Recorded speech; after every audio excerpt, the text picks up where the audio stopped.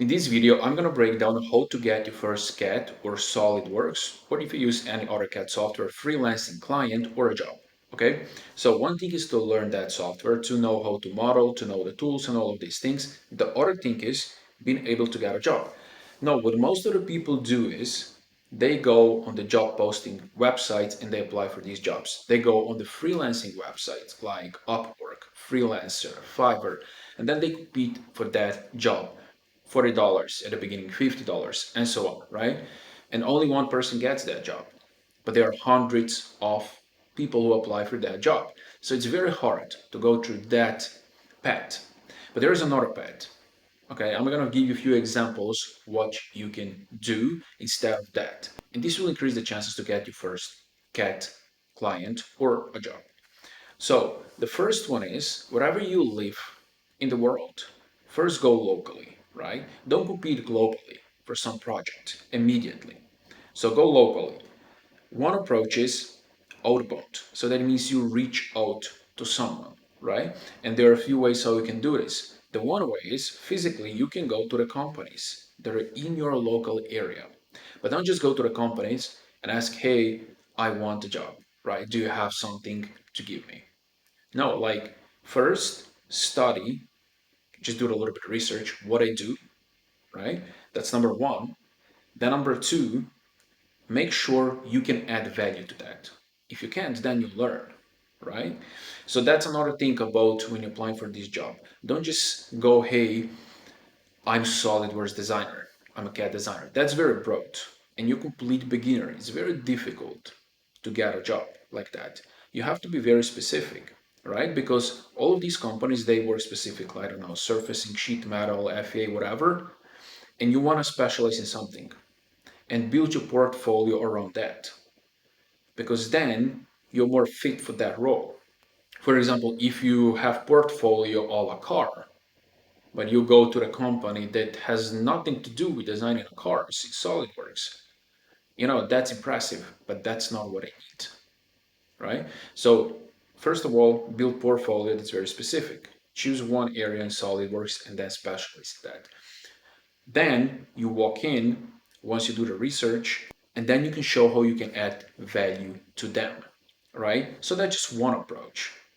What you can do the second way is, which is also outbound, it's called email, right? There are sites like Apollo where you can find companies like based on the keywords, but also people like general director, CEO in that company. You can specifically send them an email. So you do the same thing as going locally, physically, but now you're doing virtually, right? You send email and also do a little bit of research what I do and then send them your portfolio, how you can add value to them. So that's number two. Number three is the LinkedIn.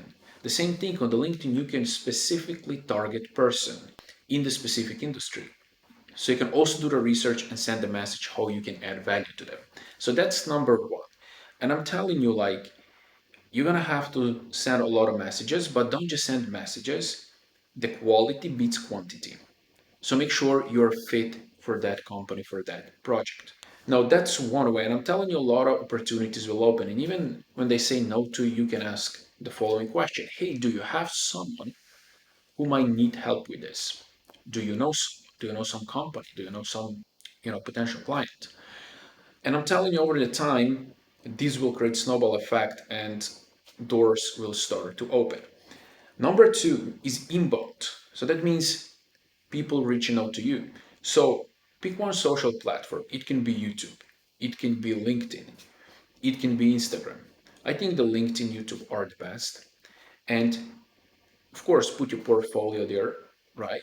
But show your design process. Break down how you build specific things in SolidWorks. Okay? Not just, hey, here's my model, but break down what, why, how.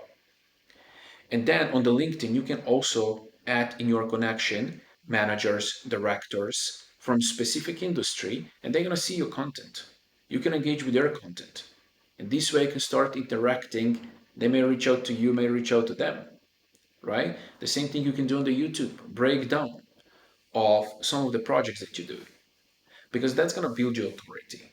That's going to build your trust. They're going to feel, okay, I already know this person, right? And once you have that trust, you're already an advantage. Because I'm not talking this because I think these work. That's how I got a lot of offers for SOLIDWORKS consulting, SOLIDWORKS freelancing. Literally people reaching out to me, right? So we have these two approaches. Outbound, you're reaching out to people. Inbound, they're reaching out to you. Then we have the third approach. You can check out some conferences that you have. You can check out some live events that you have. You can go there and network. That's not something you can do consistently, but if you see opportunity, go there, exchange contacts, and build connections. And also number four is you can apply for some CAD design challenges, right, online. And you don't even have to win the challenge, but you're gonna build connections. People are gonna hear about you, some managers, directors, and so on, right? But I would focus on these two approaches. Outbound, reaching out, that's very proactive. You control that. And inbound, breaking down your process, post on the socials, people reaching out to you. No, you can't just do this 1 week and say, oh, this doesn't work. Take a little bit of time, but once these momentum start going, you're gonna see like there's so much opportunities out there, and you're gonna kind of bypass all of this, crowd that's going to these websites and try to apply for these jobs there. So yeah, these are ways how to get your first CAT freelancing client or a job in 2026, 2027. Now, if you're still in the beginning of the SOLIDWORKS journey, you're learning tools, you don't know what's important, what to learn, and so on, you could check out on the link below my course that's going to prepare you in that first step, right, to make sure you have the knowledge, that you have the skills. Okay, so you can check out on the link below.